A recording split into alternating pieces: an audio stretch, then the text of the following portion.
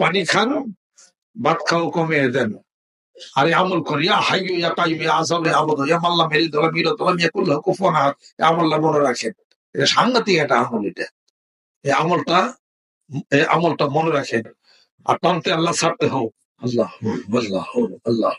এটা মানুষের হাত বাড়ায়। আরো এটা তার কারণ কি? কারণ হলো মানুষের যে নার্ভ আছে, নার্ভাস সিস্টেমটা আছে, যে কারণে নার্ভাস সিস্টেম লস হয়, আল্লাহ আল্লাহ জিকিরে এটাকে পূরণ করে আনে। এটা একটা শক্তি ভিতরে যায়, এটা প্রচুর পরিমাণ অক্সিজেন যায়। অক্সিজেনের ফ্লো যত বেশি যাবে, ব্লাড সার্কুলেশন তত বেশি ভালো হবে।